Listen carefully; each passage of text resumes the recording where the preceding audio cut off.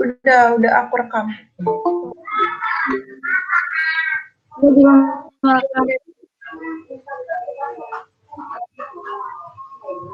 Coba ramein dulu grupnya.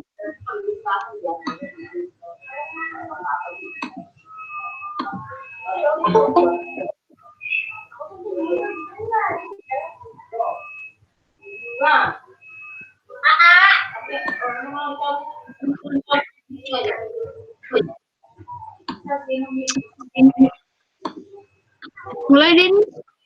Ya. Bismillahirrahmanirrahim. Assalamualaikum warahmatullahi wabarakatuh. Waalaikumsalam warahmatullahi wabarakatuh. Alhamdulillah, alhamdulillahirabbil alamin wa ala umuri dunya waddin. Wassalamu ala asyrofil anbiya'i wal mursalin sayyidina wa habibina wa syafi'ina wa maulana Muhammad sallallahu alaihi wasallam. Puji dan syukur kita haturkan kepada Allah Subhanahu wa taala karena atas berkah dan rahmat dan karunia-Nya kita dapat dikumpulkan dalam majelis ilmu ini walaupun secara online. Salawat serta salam tak lupa kita haturkan kepada Nabi besar kita yang telah menunjukkan kita dari jalan yang gelap hingga ke jalan yang terang benderang, Nabi Muhammad SAW.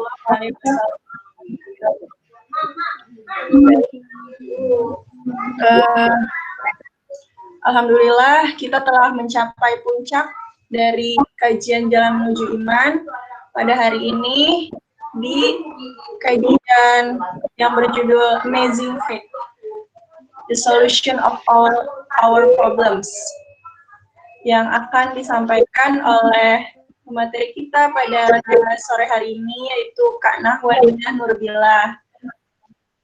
Kepada Kak Nahwa Ninah Nurbillah, waktu dan tempatnya dipersilakan. Ya, alhamdulillah. Terima kasih Kak Anissa atas openingnya. Oke, saya akan share screen dulu ya.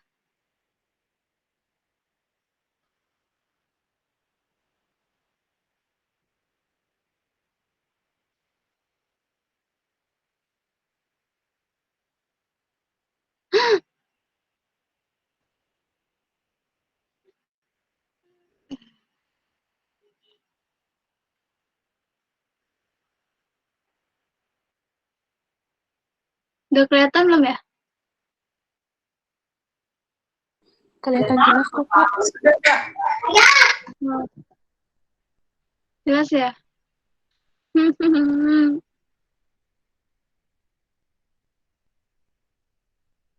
Oke, sih keluar. Tunggu dulu.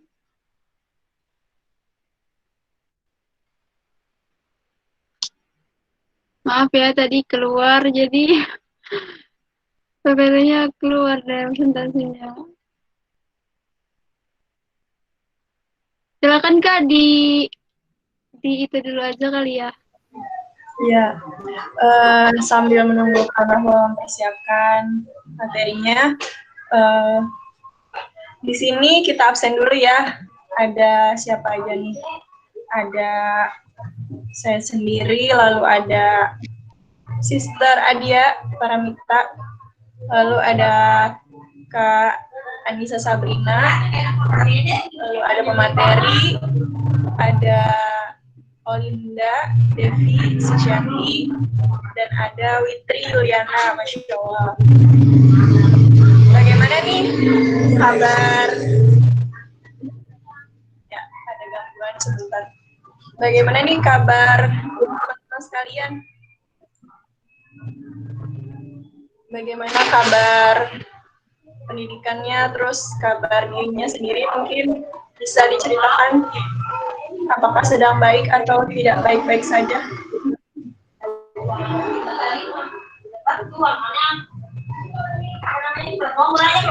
Alhamdulillah, kajian final ini kita akan bahas apa sih konsekuensi kita setelah kita mempelajari atau setelah kita mengkaji ketiga kajian yang sebelumnya, apa sih konsekuensi kita setelah kita memahami dan mengimani betul-betul ya adanya pencipta, adanya Rasulullah Shallallahu Alaihi Wasallam sebagai utusannya, lalu adanya Al-Quran sebagai buku panduan hidup kita.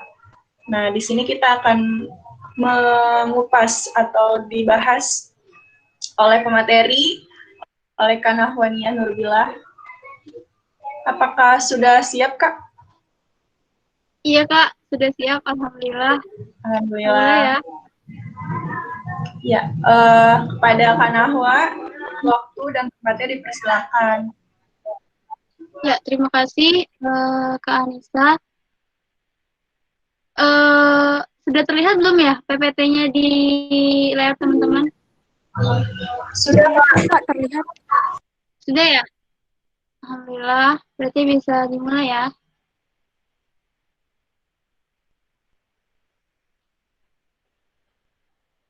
Oke.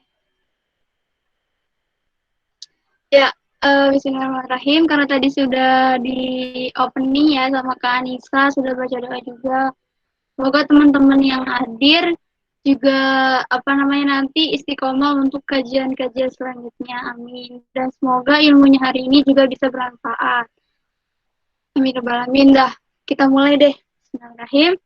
Jadi kali ini di kajian final episode dari Jalan Menuju Iman Series, kita akan bahas tentang Amazing Fight, Solution to All Our Problems. Jadi keimanan yang menakjubkan itu akan menjadi solusi untuk seluruh permasalahan kita gitu.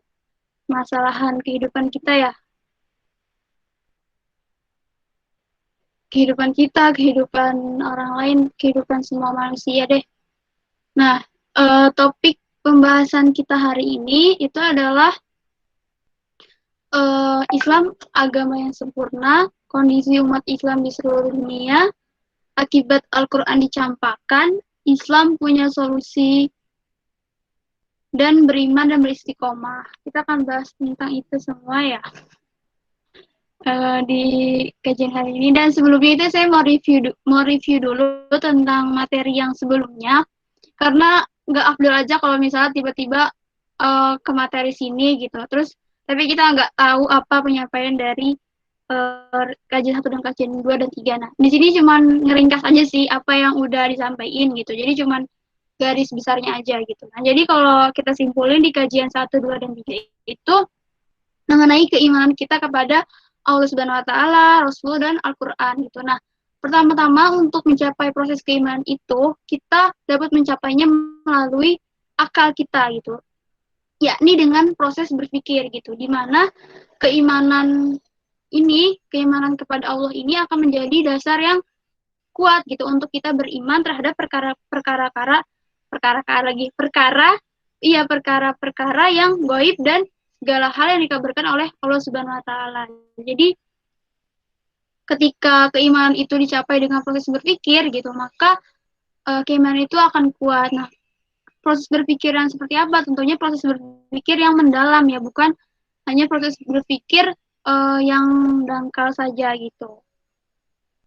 Dengan mengamati ciptaannya ya kan, mengamati ciptaan Allah gitu. Dan sebagainya gitu. Nah, ketika kita telah beriman kepada Allah Subhanahu wa taala gitu, maka kita juga harus mengimani Rasulullah dan juga mengimani Kitabullah atau Al-Qur'an gitu. Dan sebagaimana kita telah beriman kepada Allah, kita juga harus meyakini apa-apa yang datang dari Allah gitu. Seperti nanti pengumpulan kita di padang mahsyar gitu. Kemudian adanya jin dan syaitan, adanya malaikat, adanya surga neraka, adanya hisab dan siksa gitu. Itu semua merupakan perkara-perkara yang telah Allah kabarkan kepada kita gitu. Perkara yang gaib dan perkara yang bisa kita lihat gitu ya. Baik itu terjangkau ataupun tidak terjangkau oleh akal kita gitu. Nah, konsekuensi keimanan kepada Allah Subhanahu wa taala ini mengharuskan kita untuk mengimani Rasulullah SAW, kemudian Rasulullah, kemudian Al-Qur'an dan as-sunnahnya gitu. Yang akan menjadi pedoman hidup bagi seluruh manusia. Bukan hanya umat Islam saja gitu. Seperti itu ya, itu untuk review kajiannya aja. Karena takutnya kita missing itu 1, 2, dan 3 ya. Lanjut kita ke materi yang akan saya jelaskan, yaitu Islam agama yang sempurna. Nah, ngomong-ngomongin Islam sebagai agama yang sempurna, Islam adalah agama yang sempurna, agama yang paripurna. Tak ada satupun bidang kehidupan umat manusia yang tidak diatur oleh syariah Islam. Kemudian syariah Islam itu mengatur tata cara ibadah, akhlak, makanan, minuman, berpakaian, muamalah, hingga politik dan bernegara. Ya, demikianlah kesempurnaan Islam. Nah, hal ini sesuai dengan firman Allah Subhanahu wa taala dalam Al-Qur'an, yakni Bismillahirrahmanirrahim, Al-yauma akmaltu lakum wa dinakum wa atmamtu 'alaikum ni'mati wa raditu lakum Islam madinah. Pada hari ini telah aku sempurnakan agama kalian untuk kalian.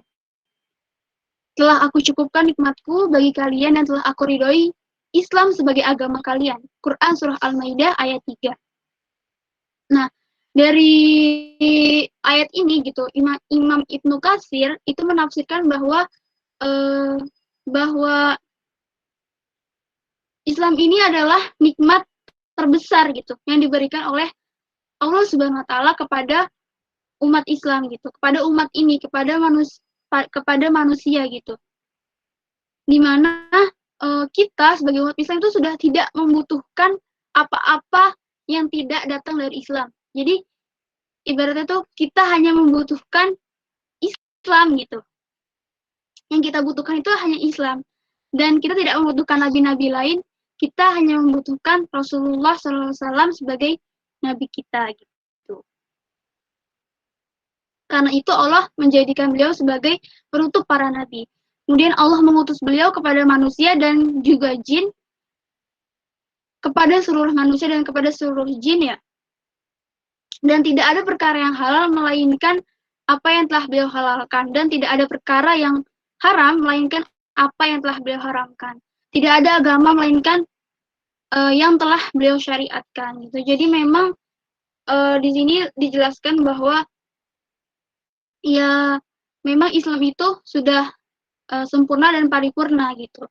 Dan kalau kita kita jelaskan lebih mendalam lagi gitu ya.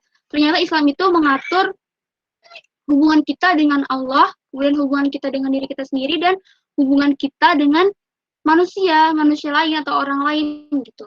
Nah, hubungan kita dengan Allah itu seperti apa sih bentuk amalannya? Biasanya itu seperti sholat, puasa, zakat, dan lain-lain. Nah, kalau hubungan kita dengan diri kita sendiri, misalnya kita keluar dari rumah kita. Nah, seorang muslim ketika keluar dari rumahnya itu patut untuk menutup auratnya dengan cara berhijab syar'i tentunya ya kan, keluar dari rumah. Kemudian dia bersikap jujur, kemudian dia mempunyai perangai yang baik atau adab yang baik ya. Kemudian hubungan kita dengan orang lain gitu. Nah, Islam itu keren banget karena mengatur hubungan muamalah, pendidikan, sosial, kesehatan, peradilan, politik, dan bernegara itu Islam mengaturnya gitu. Ibaratnya mah kalau kata yang biasanya itu, Islam itu mengatur dari kita bangun tidur sampai bangun negara gitu, Masya Allah. Nah, seperti itu ya untuk Islam agama yang sempurna. Nah, kita masuk ke bab selanjutnya, itu kondisi umat Islam di seluruh dunia. Nah, kalau dari sabdanya Rasulullah di sini, itu beliau bilang mengabarkan bahwa kelak di masa yang akan datang umat Islam akan berada dalam keadaan yang sedemikian buruknya sehingga diumpamakan sebagai laksana makanan yang diperebutkan oleh sekumpulan pemangsanya. Ya seperti itu. Jadi lebih lengkapnya itu Rasulullah bersabda seperti ini, Hampir tiba masanya kalian diperebutkan seperti sekumpulan pemangsa yang memperebutkan makanannya. Maka seseorang bertanya, apakah karena sedikitnya jumlah kita? Kemudian Rasulullah menjawab, bahkan kalian banyak, namun kalian seperti buih mengapung. Dan Allah telah mencabut rasa gentar dari dada musuh kalian terhadap kalian. Dan Allah telah menanamkan dalam hati kalian penyakit alwahan. Seorang bertanya, ya Rasulullah, apakah alwahan itu? Nabi SAW bersabda, cinta dunia dan takut akan kematian. Hadis riwayat Abu Dawud 3745.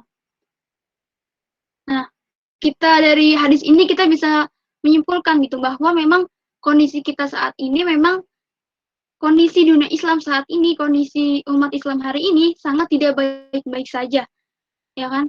Nah, kita tidak perlu mengambil contoh terlalu jauh, kita ambil saja contoh dari Muslim di Indonesia gitu. Kalau Muslim di Indonesia ini merupakan umat Islam terbesar di dunia ya, di mana kita tidak mampu berbuat banyak untuk saudara-saudari kita yang ada di negara-negara lain gitu. Untuk mengatasi berbagai krisis yang membelit saudari-saudari kita gitu. Saudara-saudara kita di seluruh penjuru dunia gitu ya. Baik di Afrika, di Irak, di Suriah, Afghanistan, Palestina, Uighur, Rohingya, kemudian dan sebagainya, itu kita tidak mampu gitu. Kita tidak mampu menolong saudari-saudari kita gitu. Di mana perang saudara maupun perang akibat pendudukan, bangsa lain telah membuat banyak umat Islam menderita.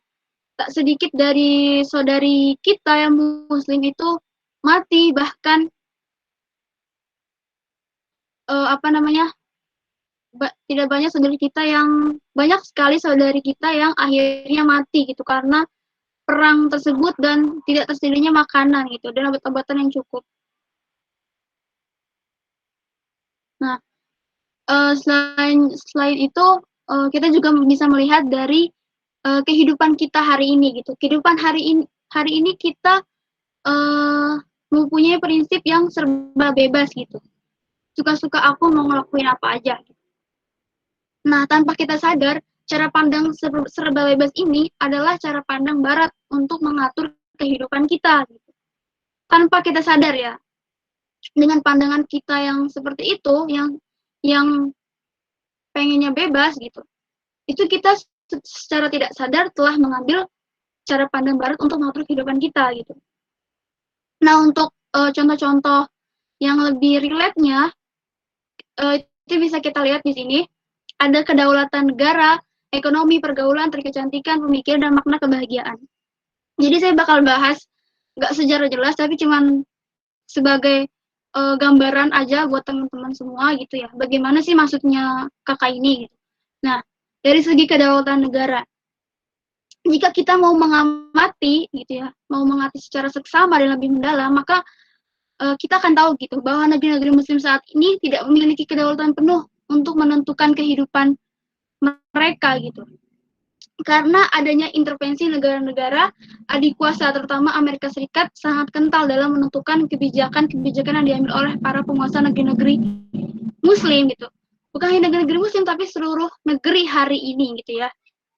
Nah, untuk pandangan mengenai ekonomi kita hari ini bagaimana? Ekonomi kita tanpa kita sadari gitu ya. Kalau kita nggak melek-melek amat baca berita gitu, mungkin kita nggak tahu gitu kalau Indonesia hari ini punya utang negara yang terus bertambah gitu. Bahkan terakhir aku update itu udah 7.000 triliun ya, beserta dengan ribanya, beserta dengan bunganya gitu.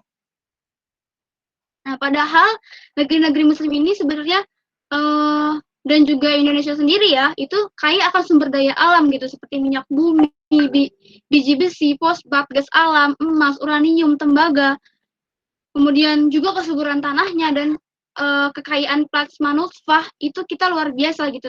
Tapi mayoritas negeri-negeri Muslim hidup dalam derita kemiskinan dan belitan hutang gitu. Itu yang menjadi sebuah ironi hari ini gitu. Dari negeri-negeri Muslim hari ini gitu ya.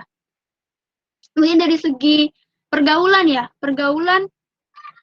kita tahu pergaulan hari ini sudah tidak terkendali ya, maksudnya tidak punya apa namanya? Iya, Malu. tidak punya kendali.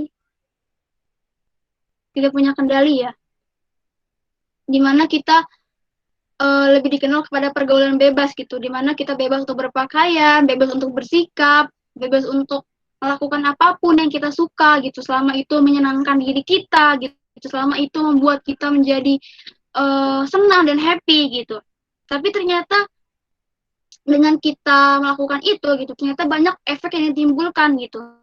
Seperti zina yang merajalela gitu ya, hamil luar nikah, kemudian banyak yang merokok juga gitu ya, remaja-remaja banyak yang merokok, kemudian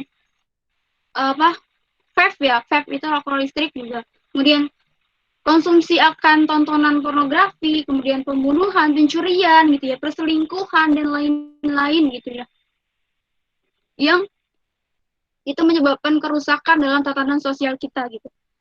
Ya pergaulan yang bebas itu gitu. Dan mungkin banyak hal yang mungkin belum saya sebutkan semua, tapi jika kita up to date gitu ya, akan kita temui banyak kasus-kasus seperti yang saya sebutkan gitu, bahkan lebih gitu. Nah, kemudian untuk tren kecantikan di sini sengaja saya masukin karena ya ini wanita banget lah gitu ya. Tren kecantikan gitu. Hari ini kecantikan itu harus kulit putih, bersih, glowing ya kan. Ya. Harus kayak gitu standarnya kecantikan tuh seperti itu, padahal di mata Allah kecantikan itu Allah itu nggak melihat kecantikan kita gitu. Allah tuh melihat seberapa beriman kita, seberapa taatnya kita gitu, bukan seberapa cantik fisik kita gitu ya. Karena kalau cantik fisik itu mudah untuk diubahnya gitu ya dengan skincare hari ini gitu, sedangkan untuk beriman dan taat itu susah gitu, lebih susah daripada mengubah fisik ya. Kemudian selanjutnya itu pemikiran. Nah, kalau bahas pemikiran gitu, sebenarnya ini yang mempengaruhi cara kita memilih cara pandang hidup ya. Nah, hari ini umat dirusak oleh pemikiran-pemikiran atau ide-ide dari ide-ide barat gitu, seperti nasionalisme, HAM dan demokrasi, kemudian feminisme, kemudian banyak juga tuduhan-tuduhan negatif terhadap Islam seperti terorisme, kemudian radikalisme gitu. Itu juga yang menyebabkan hari ini kita mengalami seperti ini gitu. Maksudnya mengalami kemudahan berpikir karena kita tidak tahu bagaimana Islam itu menjadi way of life untuk kita gitu. Nah, selanjutnya itu makna kebahagiaan. Nah, di makna kebahagiaan ini mungkin bakal mendalam banget nih, karena memang yang tadi seperti saya bahas, karena cara pandang hidup kita gitu yang akan menentukan kita gitu. Nah, dari makna kebahagiaan ini juga gitu yang akan menentukan. Dimana hari ini karena terpengaruh cara pandang barat, makna kebahagiaan untuk diri kita sendiri yaitu semakin banyak materi yang kita punya gitu, maka akan semakin bahagia kita gitu ya. Situ. Nah, faktanya teman-teman, bisa teman-teman lihat gitu ya di layar teman-teman itu, ini ada beberapa orang, 3 orang ini yang mereka itu kaya teman-teman, mereka itu kaya dan mereka meninggal dengan membunuh diri mereka gitu ya. Mereka membunuh diri mereka gitu. Padahal mereka itu udah punya banyak materi gitu. Kalau membanyak-banyakkan materi ya. Tapi ternyata pandangan hidup semakin banyak materi akan semakin bahagia itu ternyata tidak benar gitu. Justru berlawanan dengan faktanya gitu. Justru banyak orang-orang yang bunuh diri karena cara pandang tersebut gitu. Nah, ini teman-teman bisa lihat sebelah ada Heath Ledger, itu kita tahu beliau itu aktor ya, tapi beliau memutuskan untuk bunuh diri. Kemudian ada Steve Bing. Nah, Steve Bing ini baru-baru ini meninggalnya, baru-baru 2020 ini ya. Dia ini pengusaha saham dan di entertainer, juga bunuh diri endingnya. Kemudian ada Tommy Page, mungkin ini nggak terlalu terkenal, tapi Dia seorang musisi juga yang mengakhiri hidupnya gitu untuk bunuh diri. Padahal mereka itu kaya-kaya loh teman-teman dari segi materi gitu, tapi ternyata memang kayak tidak membuktikan akan bahagia kitanya gitu ya. Nah, ini dari segi laki-lakinya gitu. Nah, ini untuk dari contoh perempuannya gitu ya. Mereka ini kaya raya pastinya, nggak mungkin nggak kaya raya ya, tapi memang kehidupan kehidupan dengan makna kebahagiaan semakin banyak materi akan semakin bahagia itu ternyata tidak benar gitu. Justru kita harus kembalikan lagi karena kita seorang muslim, kita harus kembalikan makna kebahagiaan kita kepada kebahagiaan bukan pada standar materi gitu, tapi pada standar ridhonya Allah gitu. Jadi kita mengikat kebahagiaan kita gitu ketika kita telah mencapai atau ketika kita telah mempunyai ridhonya Allah gitu di dalam diri kita gitu. Bagaimana caranya ya? Dengan kita taat terhadap setiap syariat Islam, terhadap syariat yang Allah turunkan gitu melalui Nabi Muhammad SAW gitu ya. Seperti itu. Ini hanya contoh saja untuk gambaran kepada teman-teman gitu bahwa materi itu tidak akan membuat kita bahagia gitu ya. Kemudian selanjutnya itu akibat Al-Quran dicampakkan gitu ya.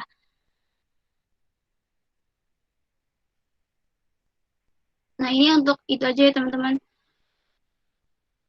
Kemudian akibat Allah dicampakkan, kemudian kita lanjut, tentu merupakan bencana besar ketika Al-Quran terlepas dari kehidupan umat dan terpisah dari kekuasaan. Keadaan ini telah diingatkan Nabi SAW bersabda,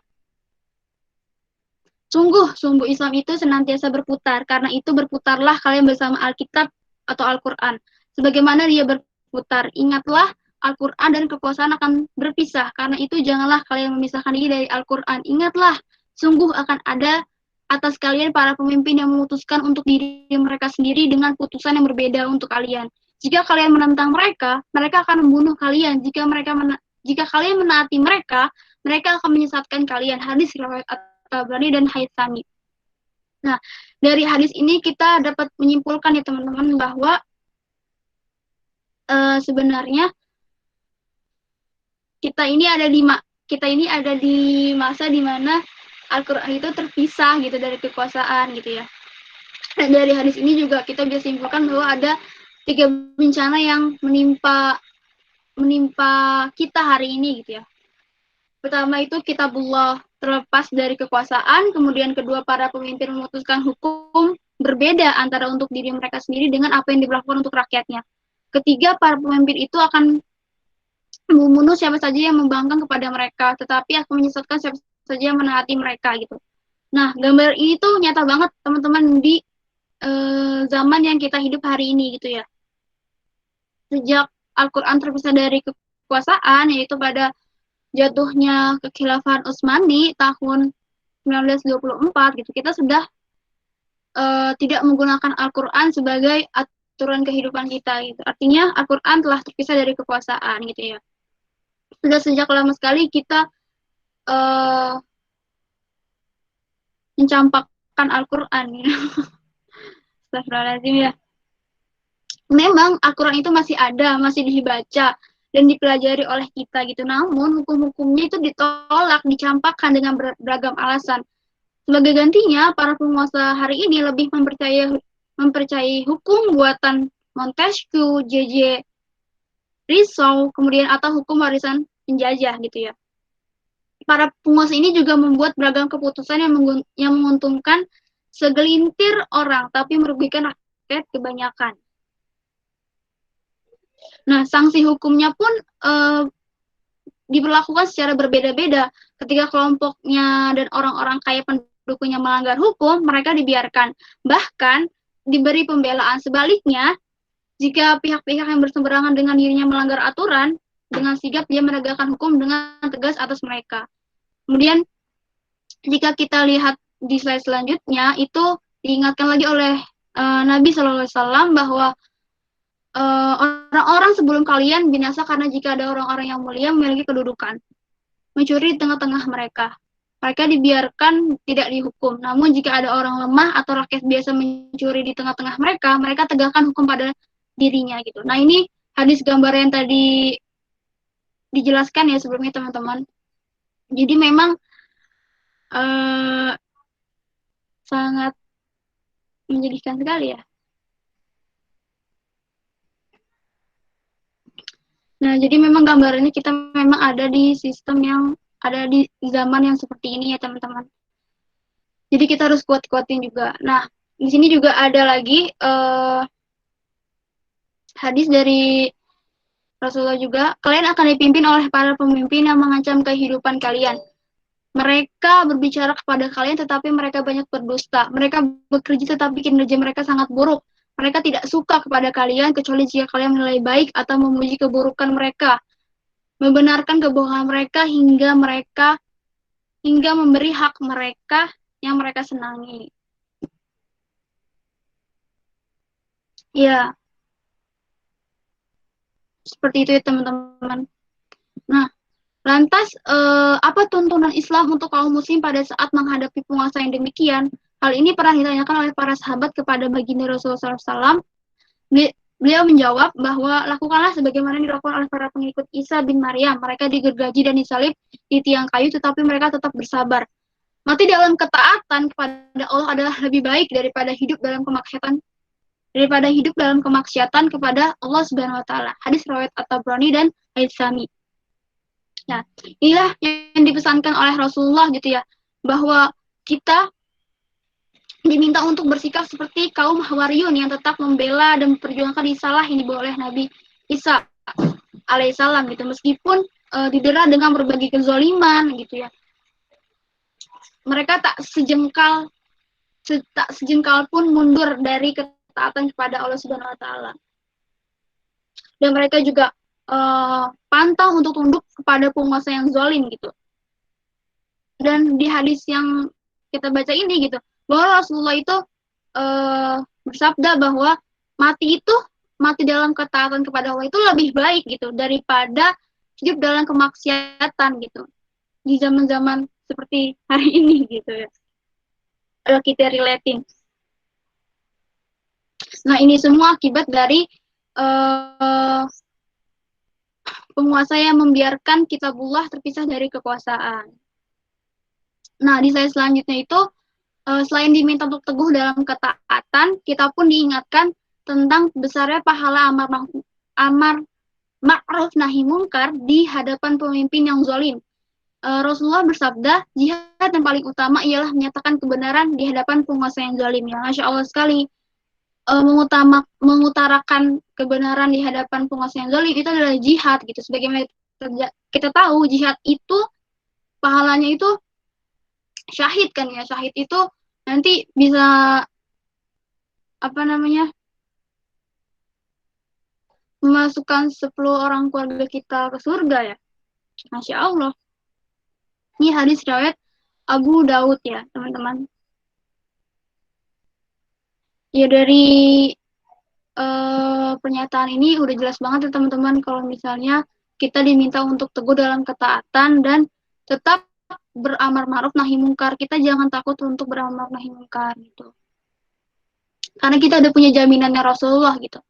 Walaupun kita nanti kenapa-napa gitu, kita ada jaminannya bahwa kita akan insya Allah dimasukkan ke surga gitu. Karena kita berdiri di atas ketaatan kepada Allah gitu. Kita menghindari kemaksiatan. Seperti itu ya. Nah, selanjutnya dari serangkaian materi yang udah dijelasin, selanjutnya adalah Islam punya solusi. Nah, Islam ini punya solusi teman-teman. Nah, tadi kan udah dijelasin kan kalau misalnya Islam itu agama yang paripurna gitu. Agama yang sempurna. Bahkan Allah udah bilang tuh dalam surat Al-Maidah ayat 3 tadi kan bahwa telah disempurnakan Islam sebagai agama kita dan telah Allah ridhoi Islam itu sebagai agama kita gitu. Alhamdulillah ya teman-teman. Kemudian selanjutnya Islam sebagai solusi karena Islam adalah agama yang paripurna. Tak ada alasan bagi umat untuk tidak taat dan menjalankan syariat Islam secara total. Nah, dengan kita menjalankan syariat Islam secara total, itu merupakan bukti atau pembuktian keimanan kita sebagai seorang muslim kepada agamanya Allah Subhanahu wa taala gitu. Nah, Islam ini akan menjadi solusi gitu ya jika diterapkan dalam ranah kehidupan kita gitu, dalam ranah kehidupan negara gitu. Seperti itu ya teman-teman.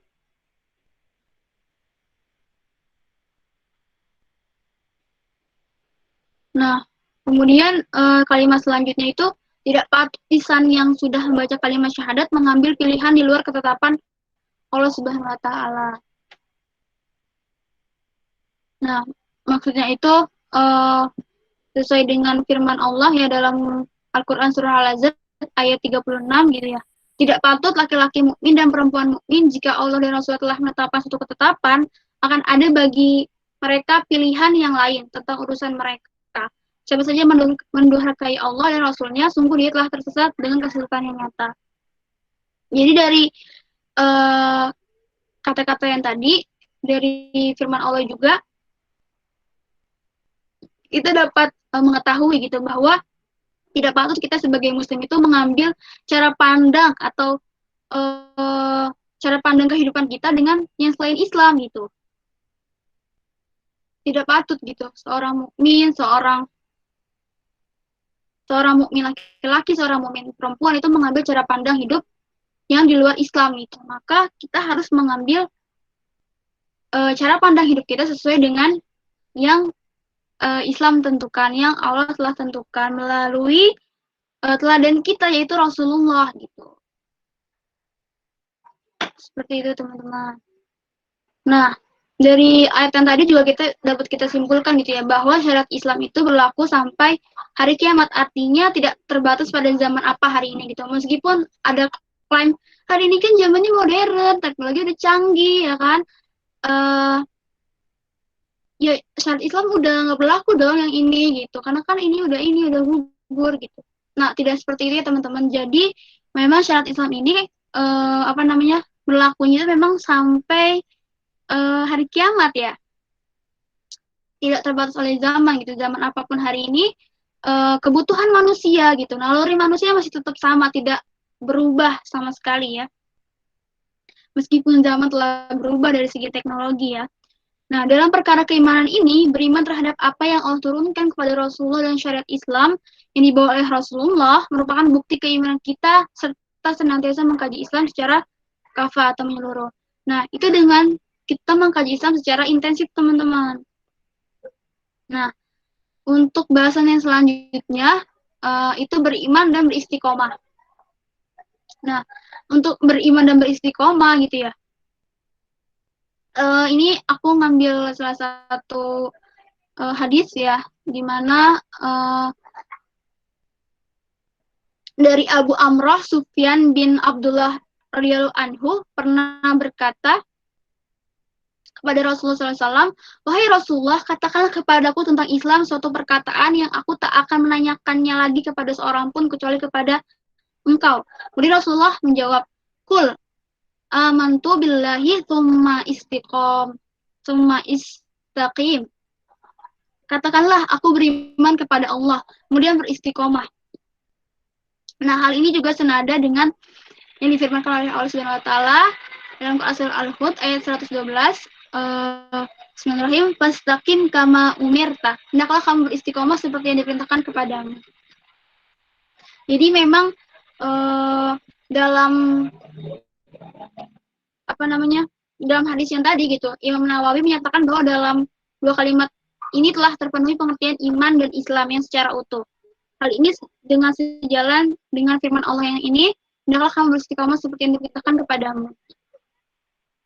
Nah, menurut Ibnu Abbas sendiri, tidak ada satupun ayat Al-Quran yang turun kepada Rasulullah SAW yang dirasakan lebih berat daripada ayat ini gitu. Ayat yang ini ya, hendaklah kamu beristiqomah seperti yang diperintahkan kepadamu. Jadi dari ayat ini, menurut Ibnu Abbas, itu tidak ada satupun ayat Al-Quran yang diturunkan kepada Rasulullah yang dirasakan lebih berat daripada ayat ini. Jadi Rasulullah merasakan bahwa ayat ini, gitu, ayat yang hendaklah kamu beristiqomah seperti yang diperintahkan kepadamu itu sangat berat gitu dirasakannya. Karena itu Imam Al-Qushairi berkata istiqomah itu hanya dijalankan oleh orang-orang yang besar. Sebabnya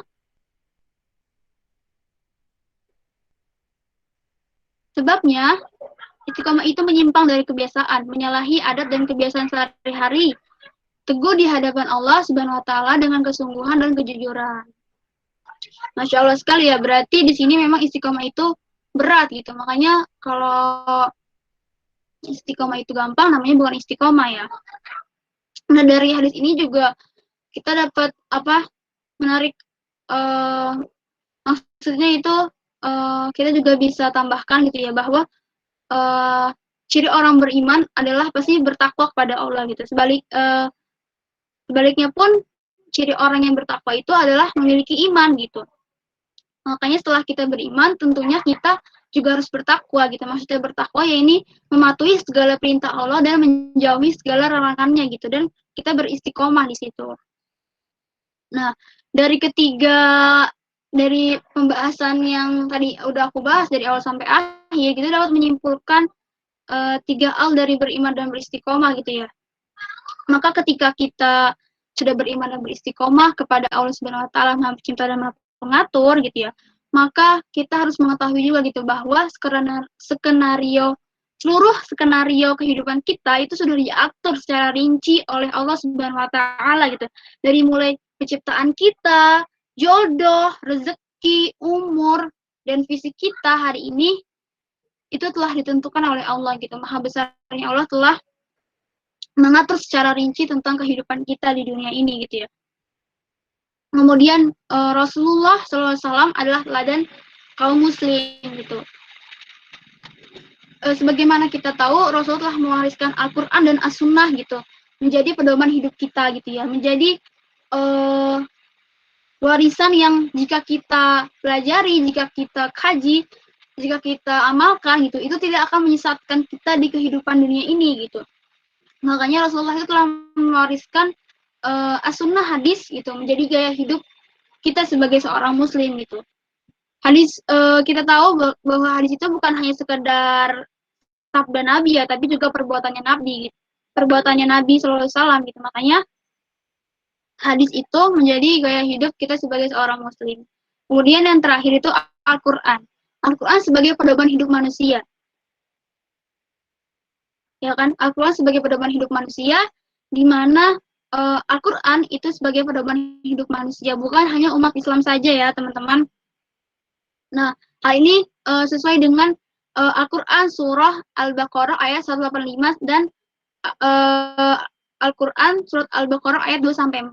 Nah, jadi Al-Quran itu adalah petunjuk bagi manusia gitu, dan penjelasan mengenai petunjuk-petunjuk itu gitu, dan Al-Quran itu adalah pembeda gitu ya antara yang hak dan yang batil.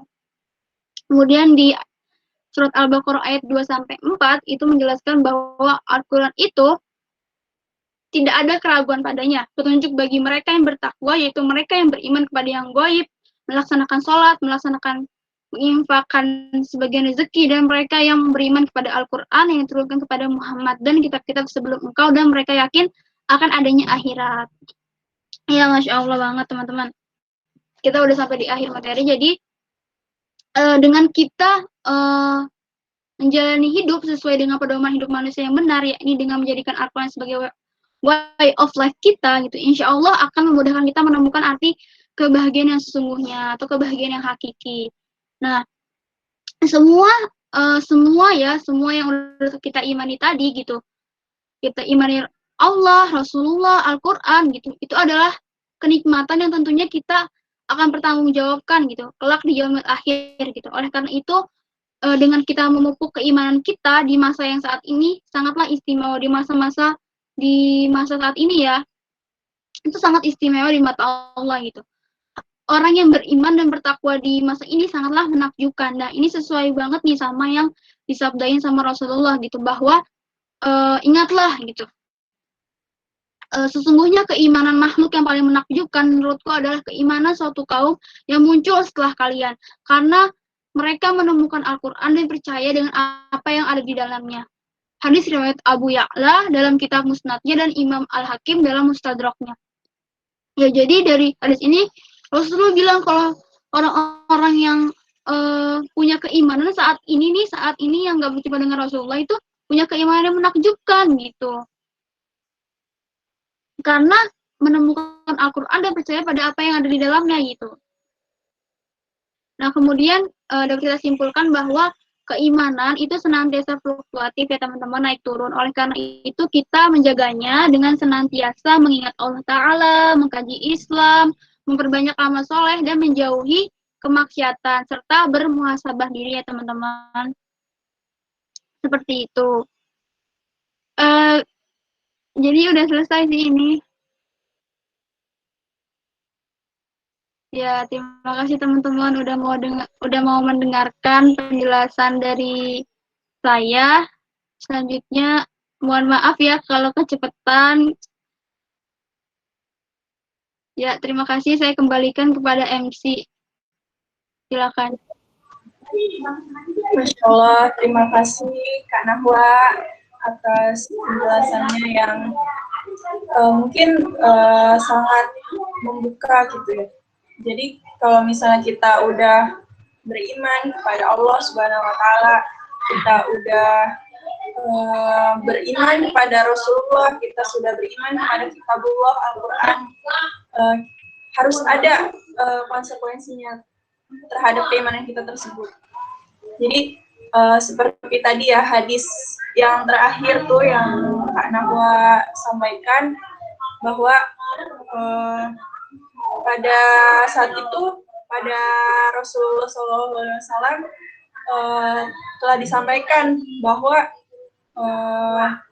keimanan yang paling menakjubkan gitu ya, ditanyakan kepada sahabat Rasulullah pada saat itu, siapa keimanan yang paling menakjubkan?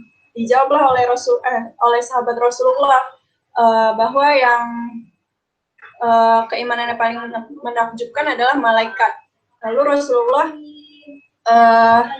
menyanggahnya gitu. Bagaimana mungkin malaikat itu akan penjalan perintah Allah gitu, petugasnya Allah. Bagaimana mungkin malaikat itu tidak patuh kepada Allah, tidak beriman kepada Allah. Lalu sahabat menjawab lagi, sahabat para nabi yang kedua itu para nabi. Bagaimana mungkin para nabi itu tidak beriman kata Rasulullah, sedangkan para nabi itu disampaikan risalah-risalah dari Allah.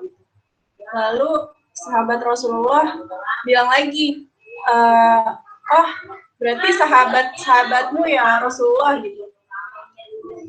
Bagaimana mungkin juga sahabat-sahabatku gitu. Sedangkan sahabat-sahabatku menyaksikan apa yang ia saksikan gitu. Maksudnya sahabat Rasulullah itu hidup di zaman bersama Rasulullah. Bagaimana mungkin sahabat Rasulullah itu tidak memiliki keimanan yang menakjubkan. Nah, terus Rasulullah SAW ini menambahkan dan melanjutkan bahwa kaum setelah kalian lah yang mereka tidak hidup di zamanku, lalu mereka hanya menemukan tulisan-tulisan, maksudnya tulisan Al-Quran dan hadis, lalu mereka mempercayainya, mempercayai yang gaib. Nah, kita nih teman-teman yang berada di zaman setelah zaman kenabian itu, yang mana kita tidak hidup di zaman Rasulullah SAW, tapi kita jika kita mampu beriman dan beristiqomah, kita sungguh menjadi orang yang keimanannya disebut Rasulullah itu paling menakjubkan gitu.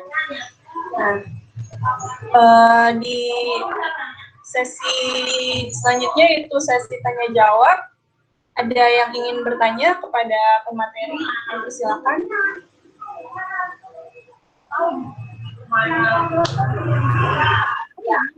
Bagaimana nih sikap kita, apalagi di zaman dimana Al-Quran aja tuh udah kayak udah tiap sekolah kita tuh dirobek-robek, atau kayak anggota DPR yang ternyata korupsi, banyak orang-orang tuh nggak bisa percayain loh.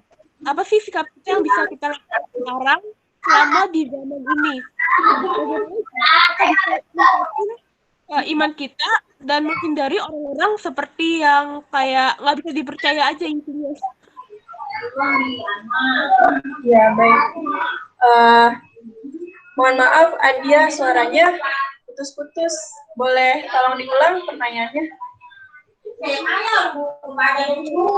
Kita bisa bersikap atau kayak cara kita sebagai seorang muslimah bertindak ketika Al-Quran saja sekarang zamannya dirobek-robek atau malah dipermainkan, malah kadang kayak gak sesuai aja ucapannya. Ya kayak misalkan DPR korupsi atau yang menteri banyak korupsi atau malah nggak ngikutin hal yang harusnya buat rakyat gitu. Bagaimana juga kita bisa meningkatkan iman kita mumpung kita lagi di zaman corona, dan ya di zaman modern ini ya pasti orang kalau kita kasih tahu jangan gitu, ntar kalau di agama malah dia malah lebih galakan dia. Dari pertanyaan Adia, jadi bagaimana cara kita di zaman sekarang nih untuk menyikapi lingkungan kita ya, lebih tepatnya lingkungan yang ternyata tidak sejalan dengan akidah kita atau ajaran Islam atau syariat Islam. Bagaimana sikap kita yang seharusnya Kak Nahwa? Boleh dijawab? Insya Allah. Ya, insya Allah ya. Ya memang aku sendiri pun juga merasakan ya hal yang sama gitu. Entah itu di lingkungan rumah, entah itu di kampus gitu, yang emang sering kan kita sebagai mahasiswa tuh seringnya tuh sebenarnya lebih di kampus gitu. Ya memang kita harus tetap teguh dalam keimanan kita, dan kita juga nggak lupa untuk mengingatkan secara mungkin ya penyampaian kita kata-katanya kurang lembut, atau mungkin memang keadaannya si dia yang mau kita sampaikan lagi nggak baik hatinya gitu, sehingga menerimanya langsung ditangkis lagi gitu ya. Kayak gitu, atau bagaimana, atau mungkin bagaimana responnya nggak tahu juga. Dan kita juga harus menyusun strategi ya untuk menyampaikan kebaikannya seperti apa gitu yang mau kita sampaikan, mau kita pahamkan kepada orang yang pengen kita kasih tahu juga gitu. Nah, untuk sikap kita sendiri tentunya kita ya tetap bersuara, maksudnya bersuara dalam hal ini ya, dalam hal menyuarakan kebenaran gitu. Seperti itu sih. Mungkin Kak Sabrin bisa membantu.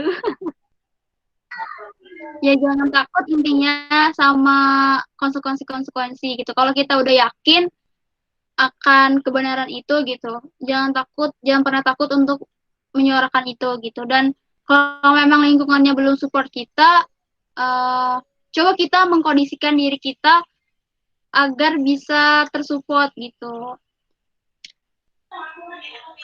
Ya gitu Kak. Oh iya, Kak Nahwa ingin melanjutkan, sebenarnya sama sih seperti pertanyaannya aja, ada hubungannya gitu. Kayak contohnya nih di lingkungan kita ada yang berzina misal. Nah, gimana sih syariat Islam itu menghukumi orang yang berzina ini? Masih nyambung sih sama pertanyaan Adia tadi. Iya betul. Nah, aku jawab ya Kak. Iya. Ya, jadi kalau perkara tadi hukum bagaimana ya? Kalau secara hukum Islam ya, secara hukum Islam kan zina itu terbagi dua gitu. Zina yang udah menikah sama yang belum menikah gitu. Maksudnya pelaku zinanya itu gitu. Nah, kalau yang udah menikah pasti kan itu hukumannya itu bukan pastinya. Hukumannya itu dirajam biasanya. Dirajam, dimasukin ke dalam tanah, kemudian dirajam, dilemparin itu ya, lemparin batu ya.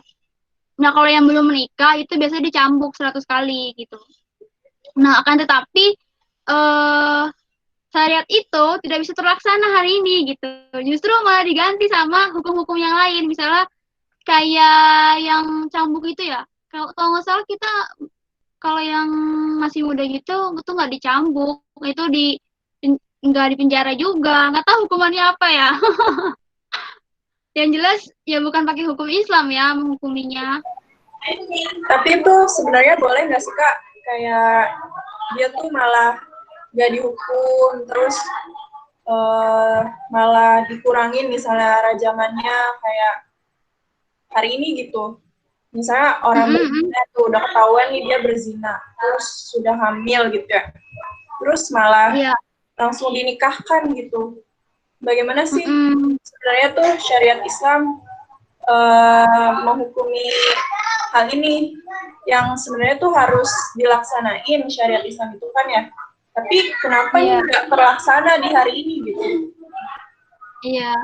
Iya, memang ya tadi saya bahas karena Al-Quran terpisah dari kekuasaan gitu. Jawabannya seperti itu gitu. Tapi kalau kita lihat secara mendalam ya memang sebenarnya tidak boleh diganti hukumnya dengan hukum apa namanya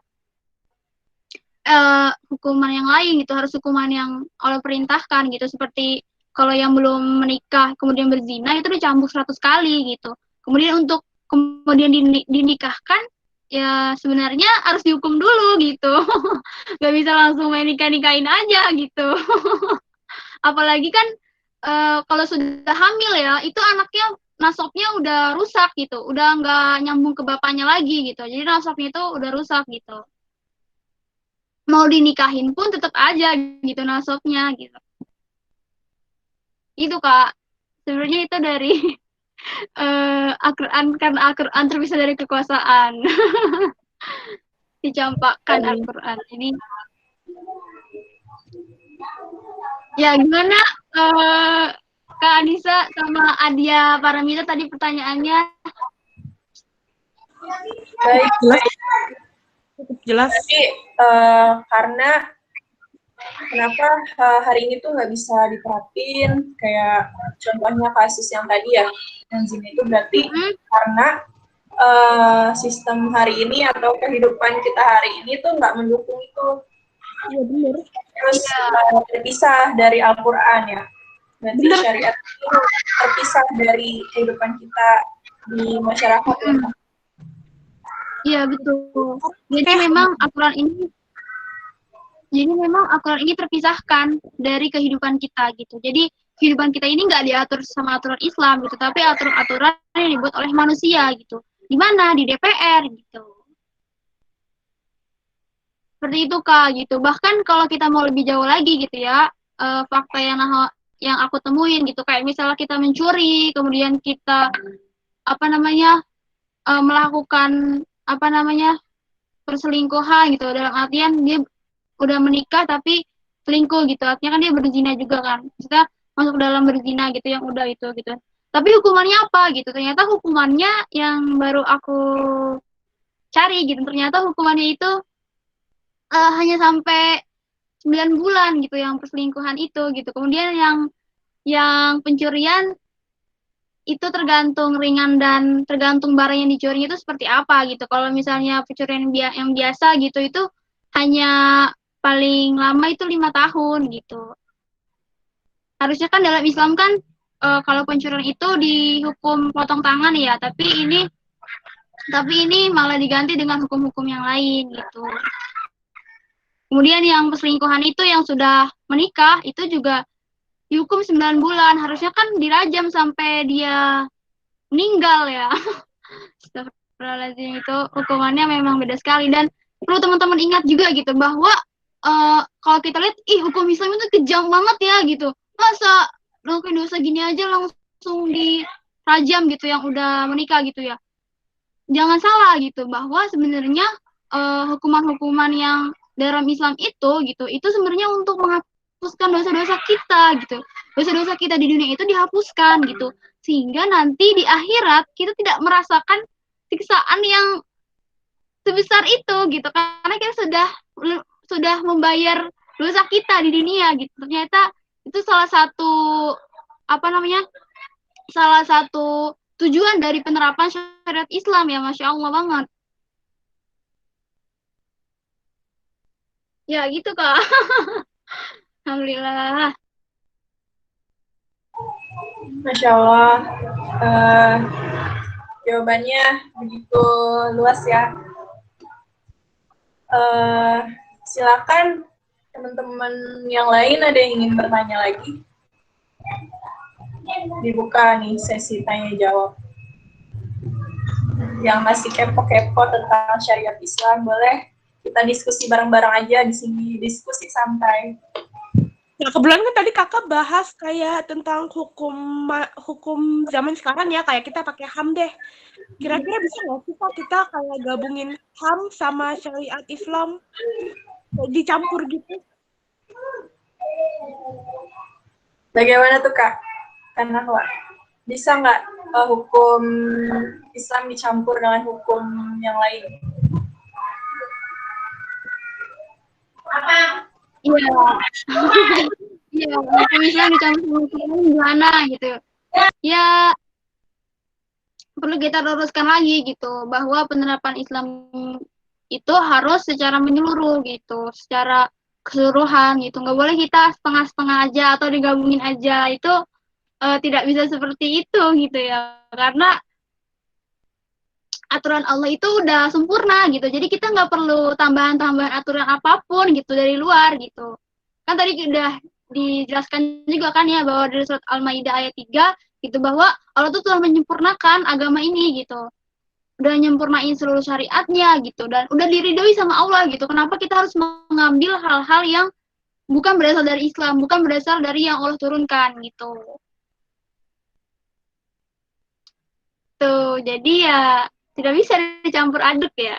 Karena yang hak dan yang batil itu jelas gitu. Yang hak mana, yang batil yang mana gitu.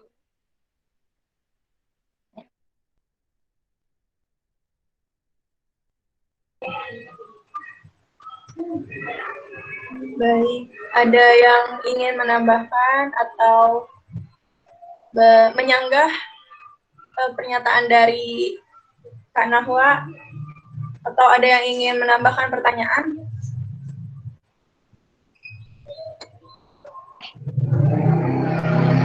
Silakan. Emang bahasannya ini seru banget ini sebenarnya, karena relate sama kehidupan kita hari ini ya. Iya Kak.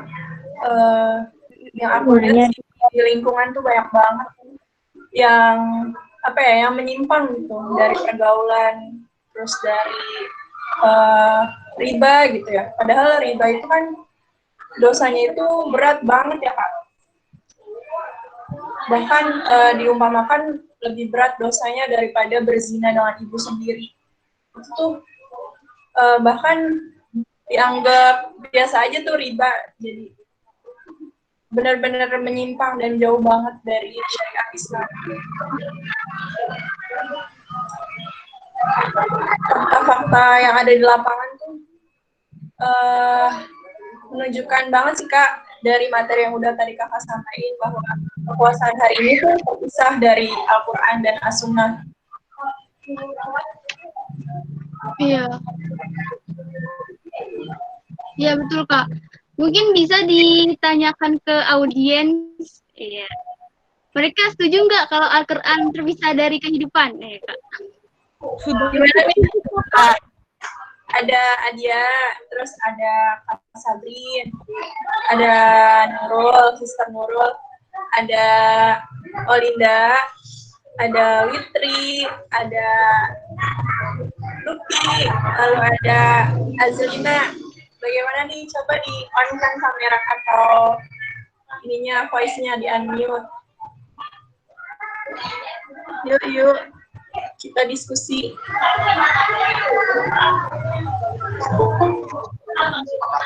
Setujukah kalian jika aturan ini terpisah dari kehidupan, dari fakta-fakta yang ada di lapangan?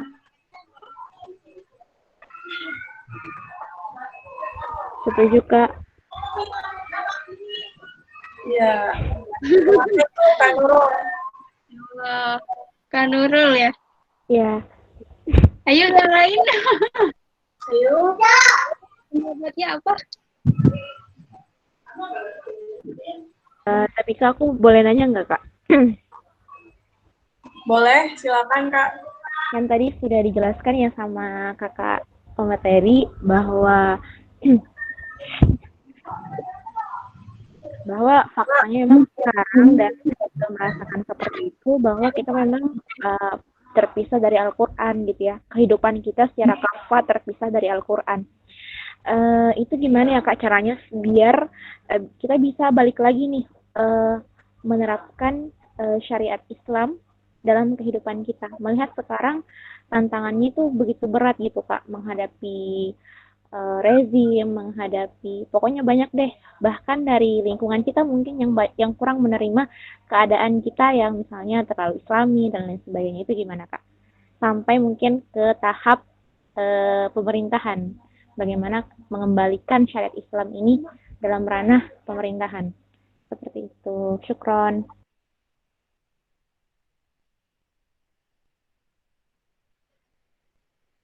Kedengaran nggak ya Kak tadi? Iya. Iya. Keren Kak. Langsung dijawab aja nih Kak Alisa. Ya, boleh, Kak Nahwa. Ya, jadi untuk bagaimana sikap kita gitu ya. Tadi tuh bagaimana penyikapan kita Atau cara kita gitu Kak? apa cara kita untuk Bisa mengembalikan. Iya. Ya, bisa diulang lagi nggak? Iya, bagaimana cara mengembalikan Al-Quran dan As-Sunnah secara kafah dalam kehidupan kita, khususnya dalam tataran pemerintahan gitu. Iya, seperti itu. Iya. Ya, terima kasih. Oke, langsung jawab ya. Jadi, ya, kalau untuk perkara menerapkan Islam ya dalam kehidupan bernegara kan, tentunya betul. tentunya kita sendiri juga harus mengkaji Islam gitu, mengkaji Islam lebih mendalam dengan secara kajian intensif gitu. Bagaimana Islam itu diberlakukan dalam ranah negara gitu. Bagaimana kita mau menerapkan gitu Islam dalam ranah negara, tapi kita tidak tahu bagaimana caranya, bagaimana bentuknya, bagaimana sistematikanya gitu. Dan perlu juga adanya dakwah di masyarakat gitu. Karena bagaimana masyarakat ingin diatur oleh aturan Islam gitu. Kalau misalnya masyarakat itu belum menginginkan juga gitu untuk diatur oleh aturan Islam gitu. Maka untuk itu butuh penyadaran gitu dari kita yang telah paham akan hal ini, kemudian kita sadarkan masyarakat hari ini gitu, agar mau beriman secara keseluruhan gitu, beriman secara sempurna gitu ya, beriman dengan kafah gitu, mau menerapkan Islam gitu dalam ranah negara gitu. Justru itu ada peran kita gitu, dengan keimanan kita yang menakjubkan tadi, amazing fight ya kan, kita melakukan dakwah, kita mengkaji Islam secara komprehensif gitu ya, insya Allah dan Allah mengizinkan gitu, insya Allah Al-Quran bisa diterapkan dalam ranah negara gitu Kak. Insya Allah. Berarti Insya Allah, mantap. Jadi kita harus mencari ilmu ya Kak. Kita harus memperdalam ilmunya. Dan untuk memperdalam ilmu itu, kita harus mencari guru dan teman-teman yang mendukung ya Kak. Ya, betul. Insya Allah. Insya Allah. Oh iya Kak, boleh nanya lagi Kak? Boleh Kak Nurul. Iya, tapi itu ada juga teman aku yang bilang nggak usah ekstrim-ekstrim banget, nggak usah ekstrim-ekstrim banget. Kita tuh kan bisa menyelesaikan dengan keadaan sering berjalannya waktu aja gitu. Itu gimana ya Kak? Soalnya kita kan berada di lingkungan yang berbeda-beda gitu ya. Selalu juga nemunya kayak gitu. Katanya nggak usah terlalu gimana gitu, yang santai aja, nggak usah ekstrim. Itu gimana Kak? Maksudnya kita menyelesaikan dengan keadaan sekarang kan demokrasi nih. Ya udah kita Iya, misalnya ikut ke demokrasi aja dulu gitu-gitu Kak. Makasih. iya. Justru, ya, ya udah langsung dijawab nih ya Kak, Kak Adisa. Iya, boleh kan, Kak. Silakan. Iya, ya Kak Adilah ya, makasih sudah bertanya lagi. Bagaimana kalau pendapat temannya ada yang berpendapat bahwa udahlah kita yang menikmati aja, kita yang nggak usah yang sulit-sulit perjuangannya gitu ya. Ya justru itu tadi gitu yang saya bahas di materi tadi gitu ya. Justru Rasulullah itu sampai bilang ke kita gitu bahwa kalian tuh lebih baik kalian tuh mati menyuarakan kebenaran Islam di hadapan penguasa gitu atau kalian berdakwah gitu daripada kalian hidup dalam kemaksiatan gitu. Itu poin penting untuk menjawab pertanyaannya Kadila ya gitu. Jadi kalau misalnya kita mau santuy-santuy aja, ya udah berarti konsekuensinya kan nanti itu urusan kita dengan Allah gitu memang. Tapi di sini kan Allah juga melihat usaha kita dan tindakan kita gitu. Tindakan kita itu mengikuti siapa gitu. Dalam memilih menegakkan amar ma'ruf nahi munkar gitu. Karena kan memang itu tuntunan dari Rasulullah ya untuk senantiasa beramar ma'ruf nahi munkar gitu bagaimanapun keadaannya gitu, keadaan hari ini ya. Nah, seperti itu Kak. Tapi Kak, kalau misalnya kita udah nyaman nih di zona nyaman kita, itu kan susah banget ya Kak keluar dari zona nyaman tuh. Gimana sih Kak keluar dari zona nyaman itu Kak? Atau langkah-langkah yang pernah Kakak alamin gitu, gimana cara keluar dari zona nyaman itu? Iya. Ya, Masya Allah ya, bahasnya zona nyaman ya. Iya, memang kalau udah di PW ya, zona nyaman tuh biasanya bahasnya bahasa PW, udah PW nih gitu. Ya, memang itu berarti balik lagi kepada niat kita gitu nih. Tujuan kita, bukan niat, ketujuan kita hidup di dunia ini gitu. Apakah kita mau nyantuy-nyantuy aja gitu, apa kita mau berkontribusi lebih gitu untuk umat Islam gitu. Karena kan memang kalau tujuan kita udah visioner gitu ya, udah melampaui batas dunia gitu. Itu harusnya kita udah nggak dalam zona-zona nyaman aja gitu. Harusnya kita udah melangkah jauh kepada zona yang visi kita tuh udah lebih besar daripada visi dunia gitu.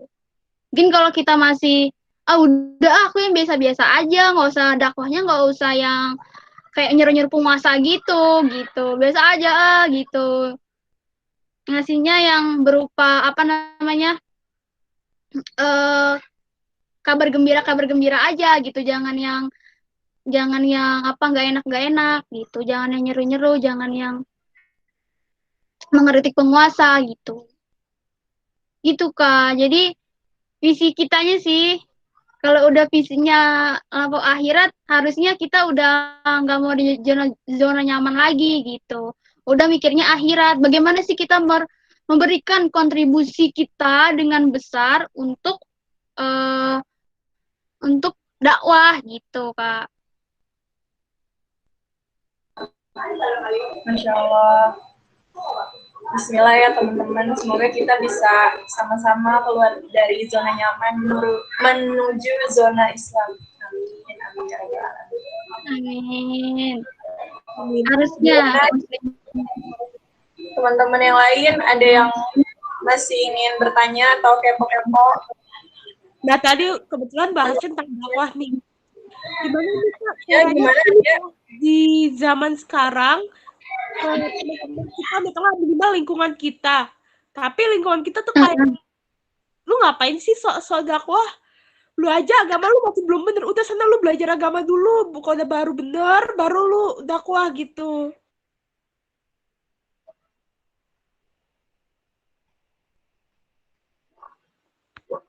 Ya, boleh. Silakan, Kak. Gimana tuh, Kak? Boleh, Kalau lingkungan boleh, Kak. kita malahan memojoki kita saat kita mau memulai untuk melangkah di jalan dakwah, gimana tuh, Kak? Iya, itu udah biasa sih gitu, kayak gitu mah. Belum apa-apa deh itu. Jadi ya nggak usah dibawa baper ya, yang pertama nggak usah kayak yang ya pasti baper sih ya, ada sih di hati kita, tapi jangan dianggap serius gitu. Kita tetap mengkondisikan hati kita untuk tetap berbuat kebaikan gitu, berbuat kebaikan, kemudian memberitahu kebaikan gitu. Jangan pernah padam gitu. Apa namanya? Semangat kita untuk menyampaikan kebenaran gitu. Meskipun diresponnya dengan seperti itu gitu. Mungkin respon seperti itu karena kurangnya ilmu yang dipahamin gitu. Kurangnya memahami Islam gitu ya. Jadi mungkin responnya seperti itu gitu. Dan mungkin juga karena fakta yang dia lihat ya belum belum sama dengan apa yang kita lihat gitu. Makanya dia memberikan reaksi yang seperti itu gitu ya. Maka tugas kita ya tetap memberikan dakwah, bersabar, dan tentunya dengan kata-kata yang baik ya. Gitu, Kak. Bagaimana, Adia? Baik, paham, paham. Gimana, Adia? Kuat nggak?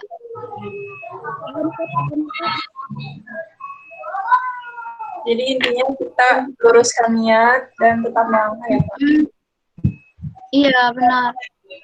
Ya, Dan semata-mata, iya, iya. Semata-mata kita melakukan dakwah itu karena Allah Subhanahu wa Ta'ala gitu. Bukan karena pengen cari perhatian ke dia atau pengen niat-niat yang lain, tapi karena ridhonya Allah, karena Allah perintahkan.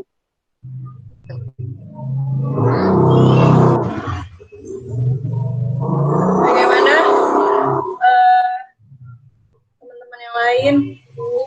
Di sini masih ada. Kak, ada pertanyaan di kolom chat. Oh iya, Afwan. Kak. Di sini ada Ada pertanyaan. dari Kak Anissa Sabrina. Ada titipan pertanyaan. Sedih sih karena ternyata saat ini banyak aturan Al-Quran yang dicampakkan. Apa nih yang bisa kita lakukan untuk bisa hidup dalam Islam, Kak? Apa yang kita perlukan supaya bisa melakukan hal tersebut? Bagaimana, Kak Nahwa? Silakan dijawab.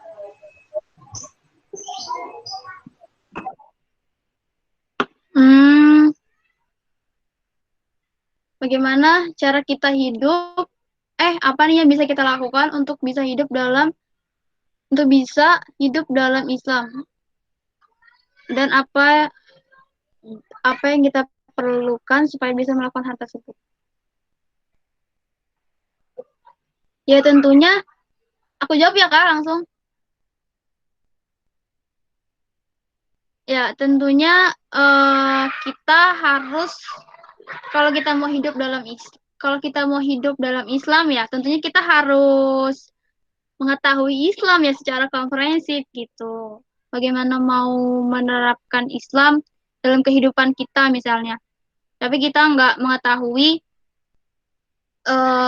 atau belum tahu banyak tentang Islam gitu. Makanya kita harus mengkaji Islam secara intensif gitu dengan putlah gitu kelompok. Gitu, Kak. Ya, jadi balik lagi ya seperti penjelasan yang tadi sudah Kak Nahwa sampaikan bahwa kita harus terus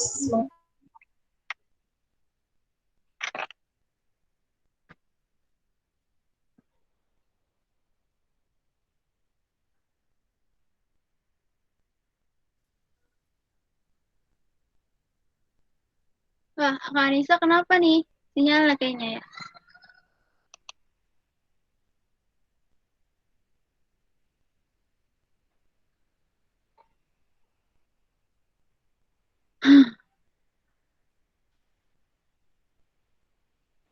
agak nge-lag kayaknya. Iya, kayaknya sinyalnya itu. Kak Anissa, WhatsApp aja deh Kak kayaknya. kayaknya kayaknya udah keluar ya kayaknya tuh kan. Wah.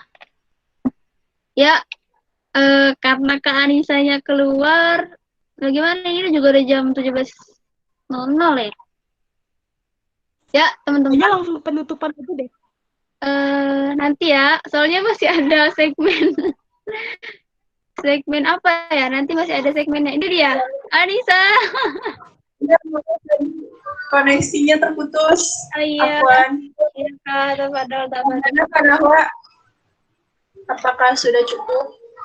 Iya, sudah sih dari aku udah cukup. Mungkin udah nggak ada lagi kan yang mau bertanya ya? Nggak ada kok. Kalau masih ada pertanyaan dari teman-teman yang lain, silakan. Tapi sudah menunjukkan pukul 5:04 nih Kak. Iya. Kita Kita ambil saja. baik. Mungkin boleh ada closing statement dari materi pada kajian kita di final episode kali ini. Silakan Kak Nahwa. Iya, baik. Jadi memang untuk mencapai keimanan, kita harus dengan proses berpikir ya. Menggunakan akal ya. Jadi kita menggunakan akal untuk proses berpikir, menemukan keimanan menemukan keimanan yang kuat gitu. Sehingga keimanan kita bukan hanya sekedar keimanan yang keturunan gitu, atau keimanan yang sekedar ikut-ikutin aja gitu. Tapi keimanan yang kuat gitu, yang berdasar karena hasil dari pencarian kita dengan proses berpikir gitu. Nah, kemudian untuk materi yang tadi itu kita harus mengetahui juga gitu bahwa Islam itu merupakan solusi untuk kehidupan kita gitu.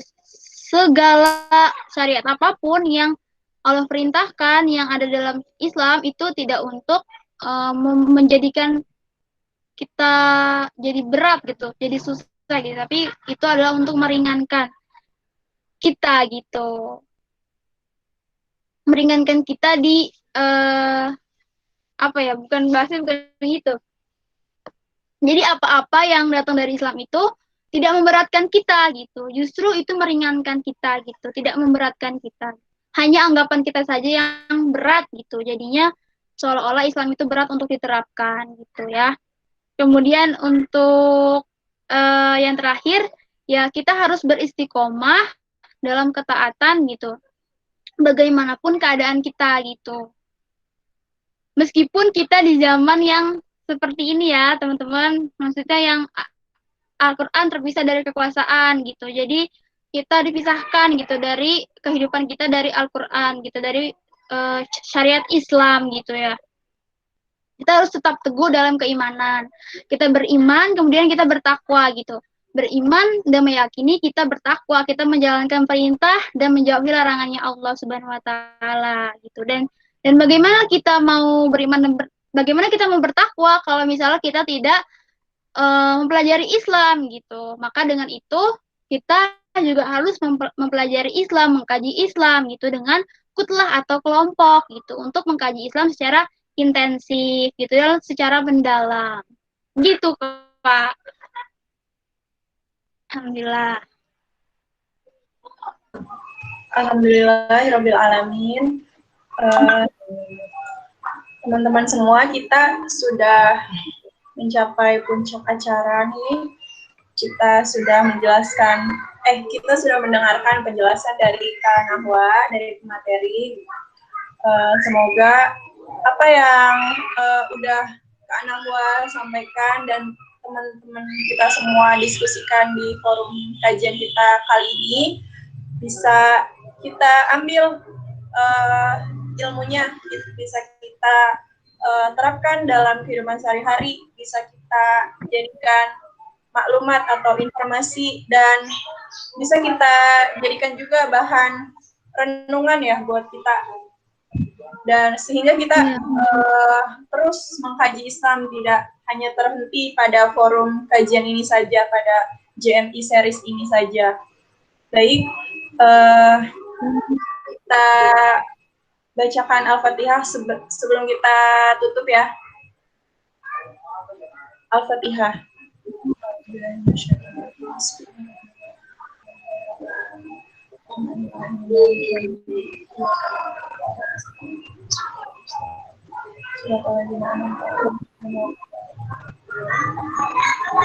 Lalu doa penutup majelis. Subhanakallah. Asyhadu an la ilaha illa anta astaghfiruka wa atubu ilaik. Boleh di sini semuanya teman-teman dan kakak-kakak on kameranya ya. Kita screenshot. Sesi foto ya, Kak? Ya, foto bersama. Sip. Ayo dinyalakan videonya. Silakan Kamera. dulu kameranya.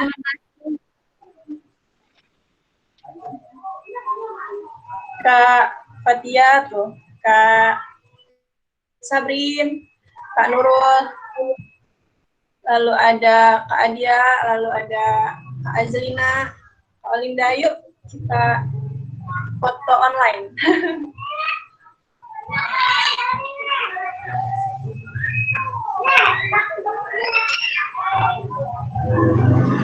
Di sini masih ada 3 lagi yang belum on cam. Apakah terdengar suara saya? Terdengar kok, Kak. Oh, nggak bisa kameranya, Kak, error. Oke, nggak apa-apa, Kak. Kalau Kak Azlina gimana nih? Sebentar ya, Kak. Sebentar, Kak. Oh iya siap kan, Nurul. Kita tunggu ya. Oh iya, nanti hari ini ada pengumuman siapa yang akan dapat giveaway-nya. Giveaway buku dari Ustaz Felix Yau, How to Master Your Habits. Itu judul bukunya ya. Barakallah. Siapa pemenangnya? Oke, gimana nih? Langsung aja Kak Ika ya? Langsung aja. Masih ditunggu 10 detik lagi deh. Siap. Ya, sudah tuh. Ya, Yuk. saya hitung 3 ya. 3 kita cepat. 1, 2, 3. Lagi ya. Kak Adia belum nyala nih kameranya. 1, 2, 3. Sudah. Mau lagi? Sekali lagi. Sekali lagi ya. 1, 2, 3. Nah, barakallahu fikum. Semoga apa yang telah kita sama-sama serap hari ini bisa bermanfaat, bisa diamalkan. Kurang lebihnya mohon maaf. Saya mewakili teman-teman semua dan pemateri. Wabillahi taufiq wal hidayah. Wassalamualaikum warahmatullahi wabarakatuh. Waalaikumsalam. Alhamdulillah. Alhamdulillahirrahmanirrahim. Terima kasih teman-teman semua. Jazakumullah khairan, jazakumullah khairan katsiran. Iya.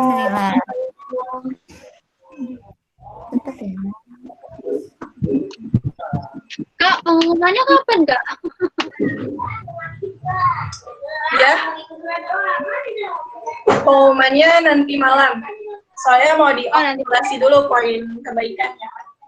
Oh, ya udah berarti nggak jadi hari ini. Nggak jadi hari ini kan? Nggak di sesi ini. Oke. Kita akumulasikan dulu poin kebaikan teman-teman semua. Siap. Di hari terakhir ini. Oke. Oke, terima kasih teman-teman. Syukron. Iya, Kak. Terima kasih. Iya. Oh iya, kalau misalnya udah keluar kayak tadi tuh, rekamannya tetap ada nggak sih? Ada kok. Tetap ada ya? Nggak hilang kan ya? Tadi Aku juga ngerekam. nanti aku cek deh. Ini kita Aku ITF ya Kak. ya. Ini udah maghrib. Ya, Kak Nurul. Oke. Assalamualaikum warahmatullahi Iya, Ki. Waalaikumsalam warahmatullahi wabarakatuh. Kita akhiri aja, Kak. Oh, udah diakhiri ya? Ini diakhiri aja ya. Iya. Assalamualaikum teman-teman semua. Iya.